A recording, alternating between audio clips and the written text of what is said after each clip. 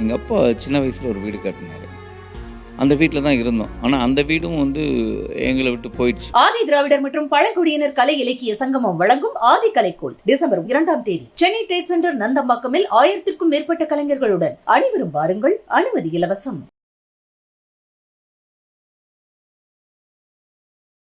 குரங்கு பொம்மை எடுக்கிற டயத்தில் எங்களுக்கு வீடு இல்லை, ஆஃபீஸ் தான் வீடு. ஃப்ரெண்டு ஒரு ஜவஹர்னு ஒரு அசிஸ்டன்ட் டைரக்டர் இருப்பாங்க. மத்தியானம் அங்கே லஞ்சு அங்கே சாப்பிட்டு அங்கே இருப்பாங்க. 8 மணி 9 மணிக்கு முடிஞ்சதுக்கப்புறம் இவங்களை கூட்டிகிட்டு வந்து நாங்கள் 2 பேரும் அங்கே படுத்துருப்போம். இவங்க பயங்கர அழுக ஆரம்பிச்சிட்டாங்க.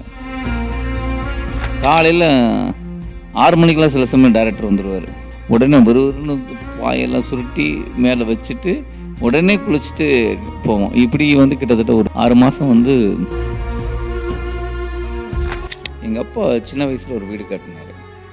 அந்த வீட்டில் தான் இருந்தோம். ஆனால் அந்த வீடும் வந்து எங்களை விட்டு போயிடுச்சு. கல்யாணம் பண்ணி விட்டுட்டு போகும்போது அவங்க வீட்டில் விட்டுட்டு போகும்போது கூட நான் அழுகலை. ஆனால் அன்றைக்கி எனக்கு அது பயங்கரமாக பர்ஸ்ட் அவுட் ஆனேன் அன்றைக்கி அழுது. ஆனால் எங்களுக்கு கல்யாணம் ஆன போது நாங்கள் வீடு இல்லாமல் சுற்றுனது எனக்கு அப்போ தான் ஒரு பெயின் இருந்தது.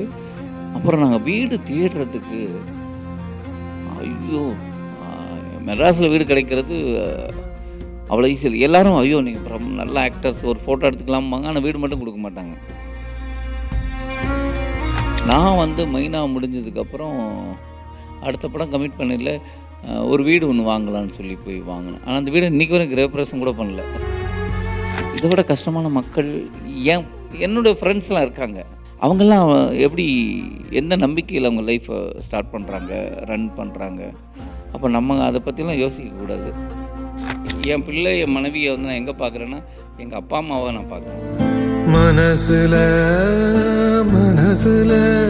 ஒரு மாதிரியா. ஓகே, சில மெமரிஸ் நம்ம வந்து இப்போ அப்படியே ரீகலெக்ட் பண்ணலாம். சில பிக்சர்ஸ் வந்து இருக்குது, அதை பார்த்துட்டு அதை பற்றி நம்ம வந்து பேசலாம். யார் இது? வெட்டிங் ஆல்பம்லாம் பார்த்துருக்கீங்களா நீங்கள்? யார் அழகாக இருக்கா, அம்மாவா அப்பாவா? 2 பேருமே அழகாக இருக்காங்க. Okay, we had like wedding ஒரு நாள், ரிசப்ஷன் ஒரு நாள். இது ரிசப்ஷன்னால ஓகே ஓகே. சரி, நீங்கள் எங்கே காதம்பரி அந்த ஃபோட்டோவில் காணும்? உங்களை கேட்டிங்களா நீங்கள் அந்த ஆல்பம் பார்க்கும்போது? அப்போ கேட்பாங்க வயிற்றுக்குள்ள. ஓகே, ஸோ இந்த டே பர்டிகுலர் டே யோசிச்சு பார்க்கும்போது எப்படி இருக்குது? இது ரிசப்ஷன் ஃபோட்டோ. பட் கல்யாணம் எங்களுக்கு திருப்பதியில் நடந்துச்சு. ஃபுல் டே ஆஃப் முத நாள் அப்படியே டயரிங் ஒரு ட்ராவல் பண்ணி போய் அங்கே next day we got married. It was very good. என்ன யோசிச்சுக்கிட்டீங்க நீங்கள்? ஏன்னா அவரோட ஒர்க் பற்றி உங்களுக்கு சுத்தமாக ஐடியா கிடையாது, எப்படி இருக்க போகுதுன்னு தெரில, ஃபைனான்ஷியல் ஹைஸ் அண்ட் லோஸ் நிறைய நீங்கள் கடந்து வர வேண்டியதாக இருக்கும். அந்த ஃபஸ்ட் ஃபைனான்ஷியல் லோ பற்றி பேசுங்களேன். ஏன்னா வந்து திங்க் அது நீங்கள் உங்களுக்கு எப்படி ஹேண்டில் பண்ணணும்னு தெரிஞ்சிருக்காது இல்லையா? அந்த ஃபஸ்ட்டு 1 இயர் தான் it was very financially low. ஆனால் லாஸ்ட் டைம் கூட ஒரு இடத்துல பேசியிருந்தோம். எங்களோட வாழ்க்கை முறை வந்து ரொம்ப என்ன சொல்கிறது, ரொம்ப சிம்பிளான வாழ்க்கை முறை. We never complicate anything. எந்த ப்ராக்டிஸாக இருந்தாலும் we just normally we do those practices. So எங்களுக்கு அது ரொம்ப கஷ்டமாக தெரியவே இல்லை. இப்போ ஒரு காரில் இல்லைன்னா பரவாயில்ல, ட்ரெயினில் போய்க்கலாம், ட்ரெயின் இல்லைனா பஸ்ஸில் போய்க்கலாம், அந்த மாதிரி தான். ஸோ எதாக இருந்தாலுமே we see like it's okay, பரவாயில்ல, அதை காம்ப்ளிகேட் பண்ணிக்கிறதே கிடையாது எந்த விஷயத்துலையுமே. ஸோ அது கஷ்டமாகவே தெரியல எங்களுக்கு. இவர் ஆஃபீஸில் கூட இருந்தோம் ஒரு பீரியட் ஆஃப் டைம்க்கெல்லாம். இவர் ஆஃபீஸில் தங்கியிருந்தோம் குரங்கு பொம்மை எடுக்கிற. அது வந்து ரொம்ப, ஏன்னா குரங்கு பொம்மை எடுக்கிற டயத்தில் எங்களுக்கு வீடு இல்லை, ஆஃபீஸ் தான் வீடு. அப்போது வீடே கிடையாது, ஆஃபீஸ் தான் வீடு.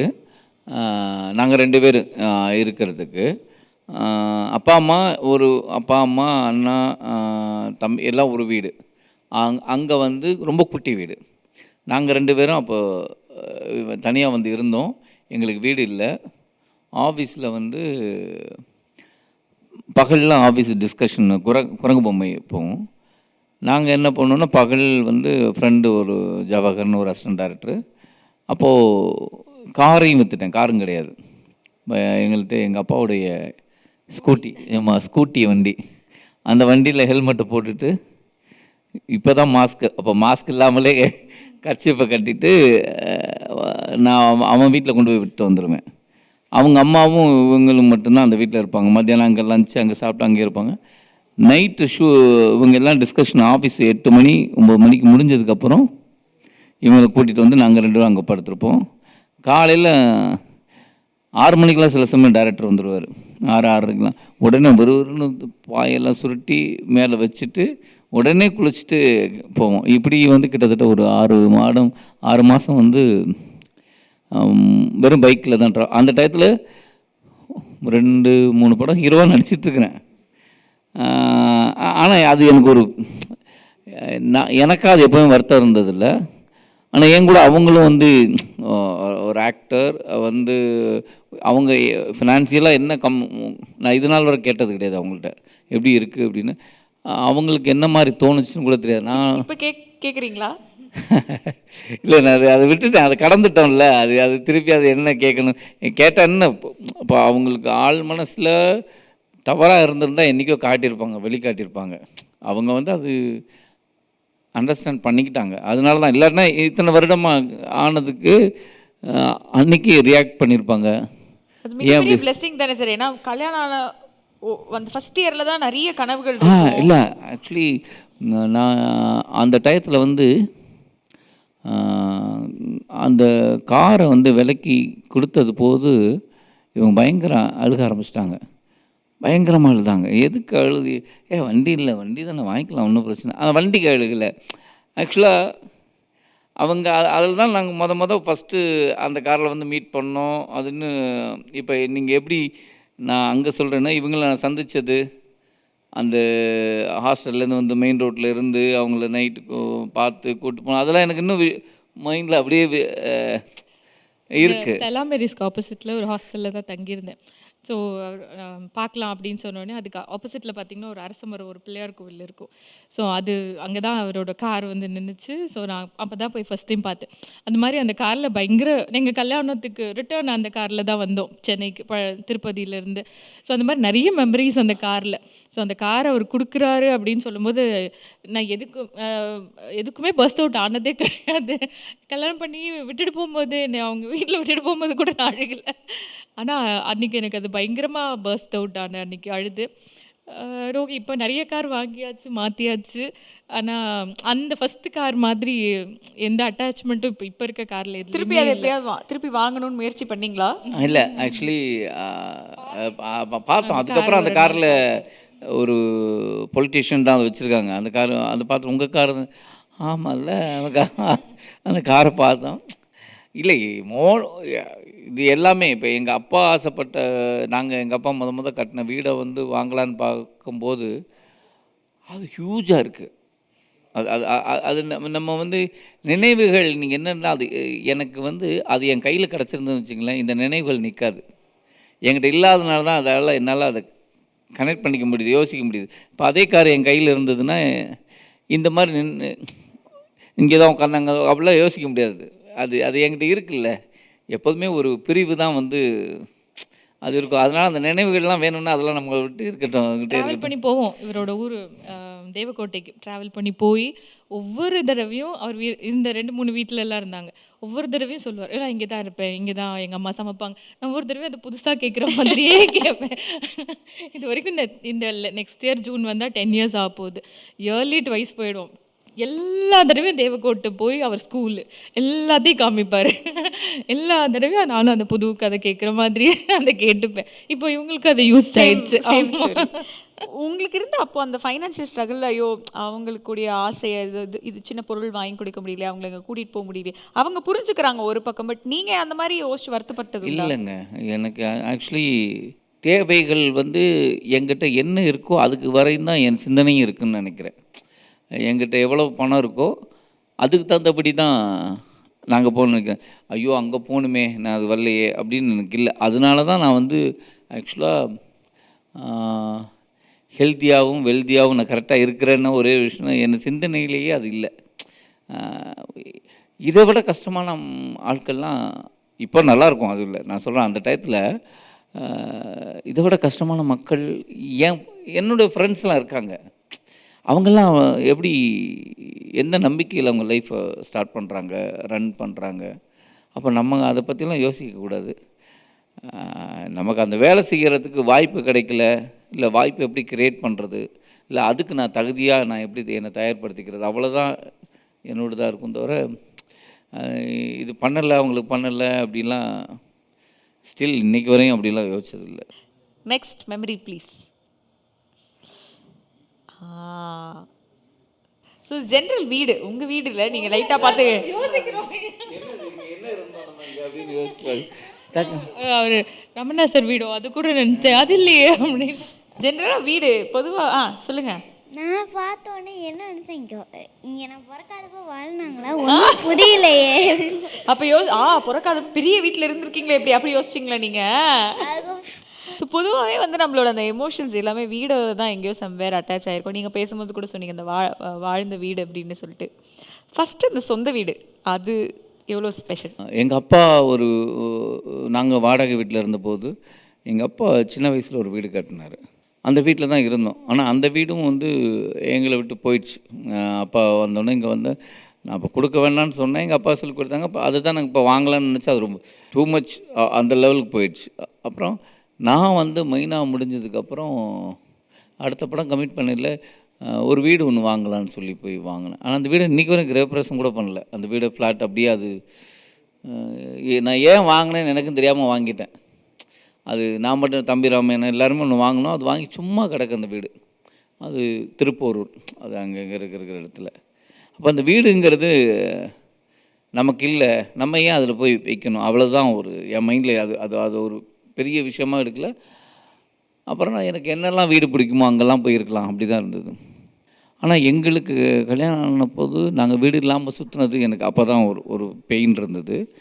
அப்புறம் நாங்கள் வீடு தேடுறதுக்கு ஐயோ மெட்ராஸில் வீடு கிடைக்கிறது அவ்வளோ ஈஸி இல்லை. எல்லோரும் ஐயோ நீங்கள் நல்ல ஆக்டர்ஸ் ஒரு ஃபோட்டோ எடுத்துக்கலாம்பாங்க, ஆனால் வீடு மட்டும் கொடுக்க மாட்டாங்க. வீடு கிடைக்கவே கிடைக்காது. ஒரு கட்டத்தில் நாங்கள் இங்கேருந்து பெசன் நகர் போகலாம். ஏன் பெசன் நகர் போகலான்னா ஸ்கூல் தேடணும். முதல்ல எந்த ஸ்கூல் பார்க்கலாம், மெட்ராஸில் இருக்கிற எல்லா ஸ்கூலும் போனோம். எங்களுக்கு வந்து எஜுகேஷன்ஸ் வந்து ஸ்கூலில் சேர்க்கணும், ஆனால் அது எல்லாம் கலந்துருக்கணுங்கிறது மட்டும் எங்கள் மைண்டில் ஒரு ஐடியாஸில் இருந்தது.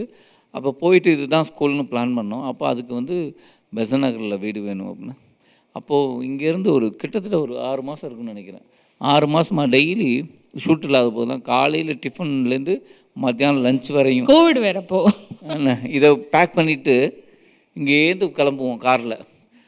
ஒரு 4 வீடு எப்படி சும்மா எங்கேயாவது போர்டு இருக்குது இல்லை அங்கே புரோக்கர்ஸ் யாராவது பார்த்து பேசும்போது அப்புறம் ஓரமாக ரோட்டில் நிப்பாட்டி இட்லி அது எதாவது சாப்பிட்டுட்டு மத்தியானம் லஞ்சும் பாப்பா கை குழந்தை ஒரு 1 இயர் 1.5 ஸ்கூல் தேடின அந்த டைம் 3 இயர்ஸ் ஆமாம் 3 இயர்ஸ் ரேஞ்சிருக்கும். அது சாப்பிட்டுட்டு அப்புறம் ஒரு வீடு ஒன்று கிடச்சிது. அப்புறம் எனக்கு திருப்பி போயில நான் வந்து எப்போதும் சொல்லுவேன், அந்த எங்கள் வீட்டுக்கு பின்னாடி ஒரு வீடு இருக்கும்.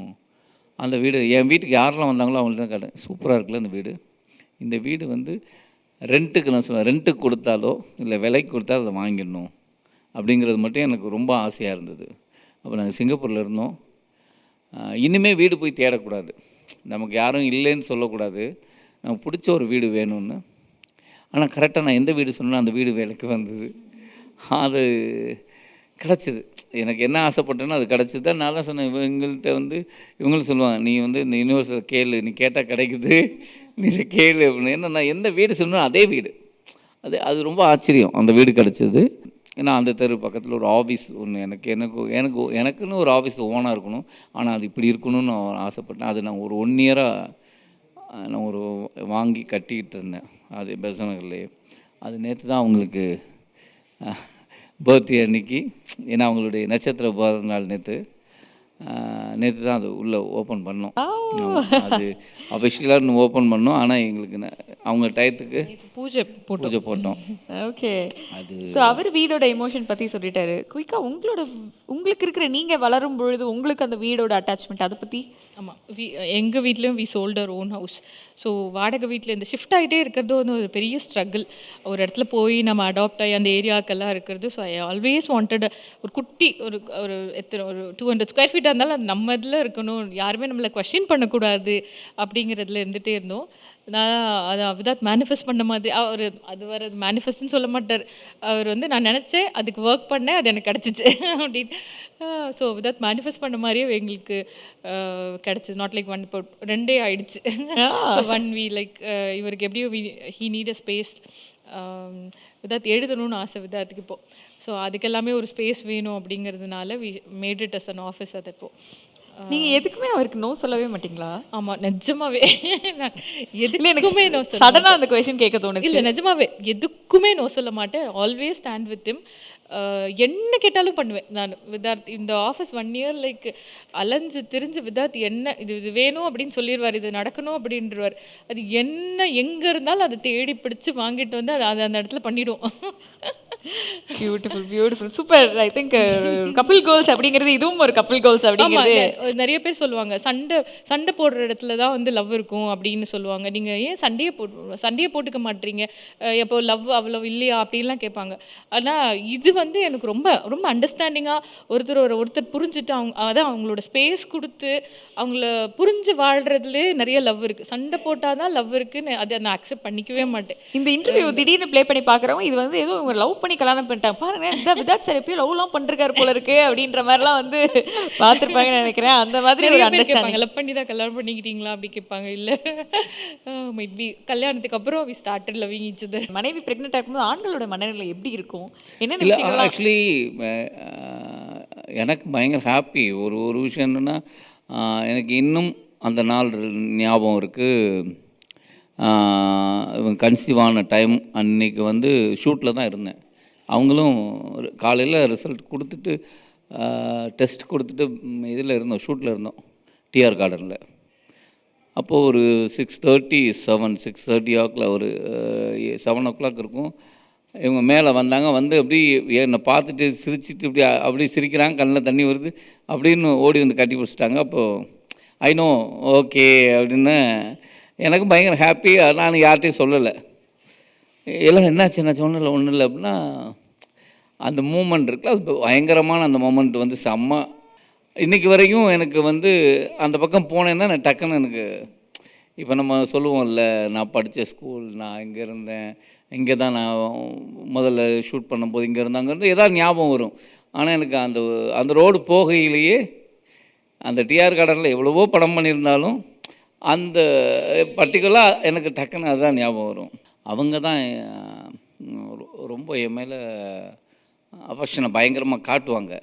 ஆனால் எனக்கு அது காட்ட தெரியாதுன்னு வச்சுங்களேன். காட்ட தெரியாதுன்னா எனக்கு வெக்கம் ஜாஸ்தி, அவ்வளோதான் சொல்லிச்சுங்க. ஆனால் கல்யாணம் ஆனதுக்கப்புறம் தான் மனைவிங்கிறத தாண்டி ஒரு தாயாக எங்கே பார்ப்போம்னா, அது நமக்கு ஒரு பிள்ளை பிறக்கும்போது தான் அதோட ஒரு இப்போ நான் பார்க்குறேன் வந்து ஒரு தாய் என் பிள்ளை என் மனைவியை வந்து நான் எங்கே பார்க்குறேன்னா எங்கள் அப்பா அம்மாவை நான் பார்க்குறேன். ஆதி திராவிடர் மற்றும் பழங்குடியினர் கலை இலக்கிய சங்கமம் வழங்கும் ஆதி கலைக்கோள் டிசம்பர் 2 சென்னை ட்ரேட் சென்டர் நந்தம்பாக்கமில் 1000க்கும் மேற்பட்ட கலைஞர்களுடன் அனைவரும் வாருங்கள், அனுமதி இலவசம்.